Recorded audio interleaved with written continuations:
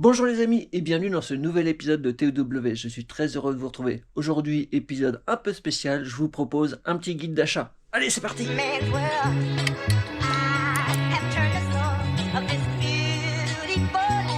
Les amis, vous avez été plusieurs à me demander des conseils pour acheter une caisse.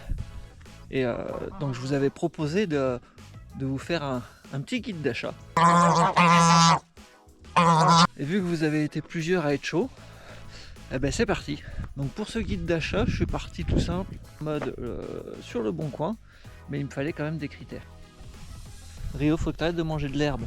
Mais forcément, pour un guide d'achat, il me fallait quand même des critères parce que il y a tellement de possibilités en termes de budget, d'années et tout. Donc pour cette vidéo, j'ai décidé de mettre plusieurs critères en place. Et donc les critères, les voilà. Donc dans cette vidéo, j'ai sélectionné que les voitures d'avant 1990. Je suis resté sur du low budget parce que toutes les voitures que j'ai sélectionnées, elles dépassent pas 3000 euros. Donc c'est vraiment idéal en premier achat d'une vieille voiture ou pour se faire plaisir avec une deuxième voiture plutôt sympa. Et dernier critère super important et pas des moindres, je voulais que toutes les voitures soient roulantes avec un contrôle technique ok. Parce que forcément à moins de 3000 euros, on trouve aussi des voitures de collection à restaurer. Et là en fait je voulais vraiment que ce soit des voitures prêtes à rouler. Donc ce sera que des voitures d'avant 90, 3000 euros maxi et un contrôle technique ok. Allez c'est parti. Donc avec ces critères j'ai fait mes petites recherches le bon coin.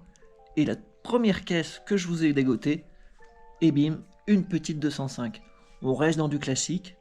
Comme je vous l'ai dit sur la vidéo du Chorizo Show, il y a des éditions spéciales sur les 205 qui sont vraiment sympas. L'Indiana, la Lacoste, etc.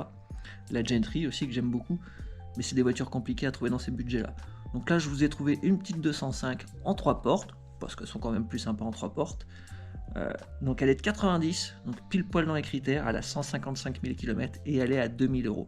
Donc là clairement avec un petit budget on peut en plus la rabaisser et lui mettre des petites jantes pour finaliser le style.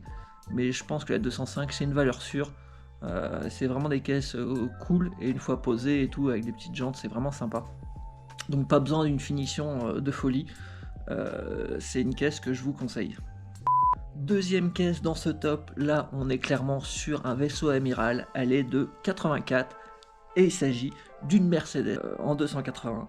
Donc elle a un peu de borne, elle a 320 000 km, mais voilà, la caisse est super propre, elle est à 3000 euros et là c'est super fiable et tout, il n'y a pas de lézard, donc la caisse parfaite pour le dimanche. Forcément ça me fait penser à ma 190E, ma W201, donc voilà, c'est vraiment des caisses top.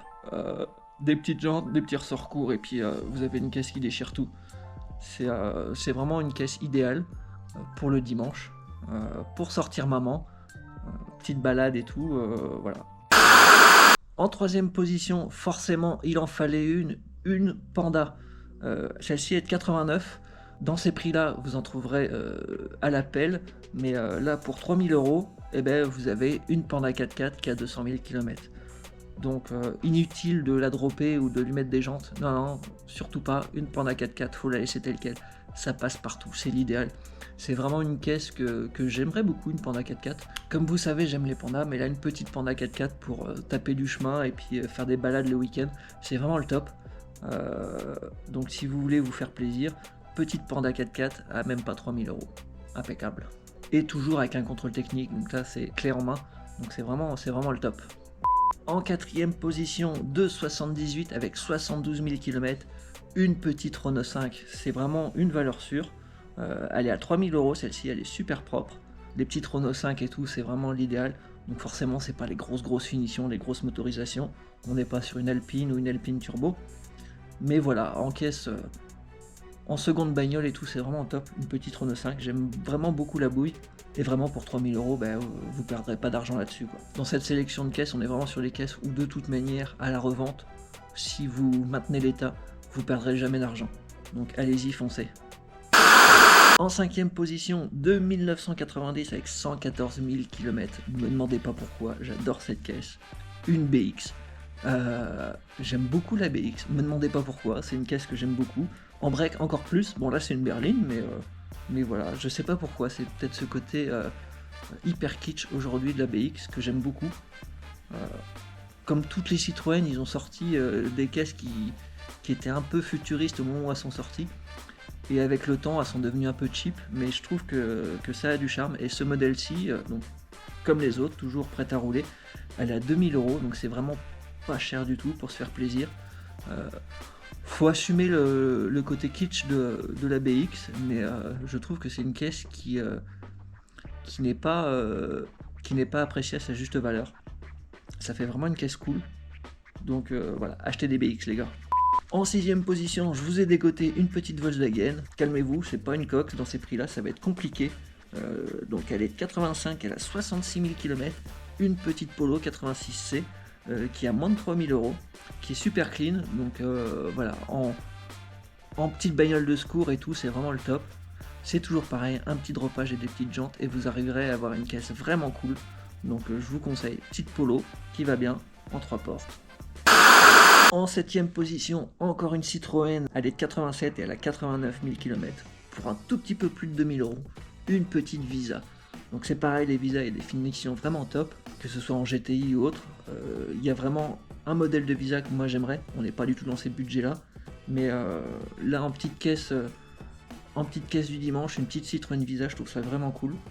Mais mine de rien, en plus c'est à partir de la Visa qu'ils ont fait le C15, donc je vous conseille largement une petite Visa, ça peut être une caisse vraiment sympa, pour pas très cher, pour se faire la main sur une première ancienne, je trouve que ça peut être vraiment l'idéal. En 8ème position, elle est de 78 et elle a 81 000 km pour moins de 3000 €, une petite 4L fourgonnette. J'aime beaucoup la 4L, c'est vraiment une petite populaire que j'ai jamais eu, mais je trouve que ça a vraiment une bouille sympa. Là en plus dans ces prix là, je vous ai dégoté une petite fourgonnette, donc il y a le côté en plus utilitaire qui est vraiment pratique. Pour brasser des cochonneries et aller à la déchetterie, c'est vraiment l'idéal. Une fois qu'on a goûté à ce genre d'utilitaire, on a du mal à s'en passer. Et j'aime vraiment beaucoup la 4L. Peut-être qu'un jour j'en aurai une, parce que c'est un modèle qui me plaît beaucoup. Même si le moteur client c'est peut-être pas le moteur qui vit le plus, ça reste super fiable et on peut bricoler largement ça tout seul. Et voilà, ça a une bouille sympa et c'est toujours pareil, à la revente, vous perdrez jamais d'argent là-dessus. Achetez des 4L les gars. Surtout que le prix des 4L ne cesse d'augmenter, donc c'est vraiment une valeur sûre. C'est un chouette investissement. Avant-dernière caisse de cette petite sélection, elle est de 88 et elle a 175 000 km pour moins de 3000 €. Une petite 309 en 3 portes. J'aime beaucoup la 309, je trouve que la ligne de la 309 est plus réussie que la 205. Attention les puristes, je dis pas que je n'aime pas la 205, j'aime beaucoup, mais je préfère la 309. D'ailleurs quand je vois le prix d'une 205 GTI, je préfère acheter une 309 GTI 16. En bleu Miami, c'est parfait. Et on est sur des prix un peu inférieurs la plupart du temps. Mais voilà, je trouve que la 309 est beaucoup plus réussie et elle mérite toute notre attention. Donc là c'est pareil, hein, en 3 portes, tu lui mets des petites jantes, un petit dropage et ça te fait une caisse vraiment cool.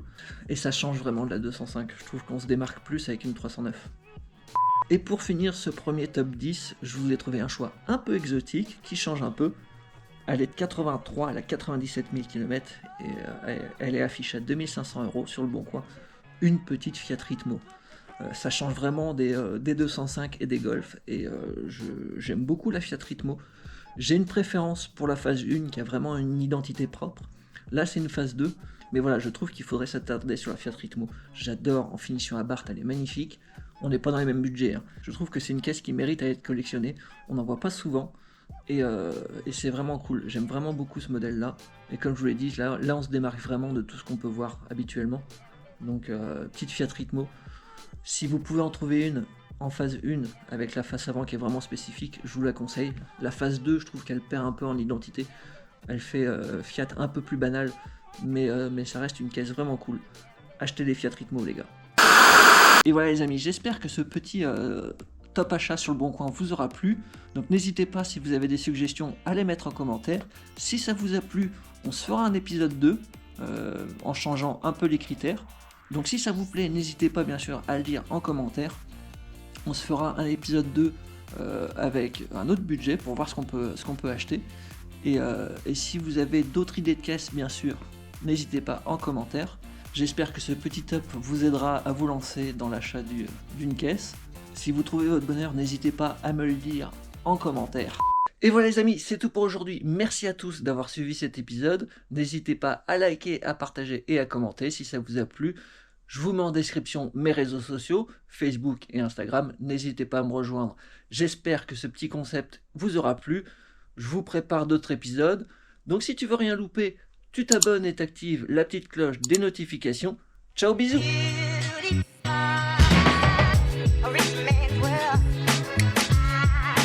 Putain, ça caille, hein. Tu t'en fous, toi? T'es bien, là, hein? Ah oui, t'es bien.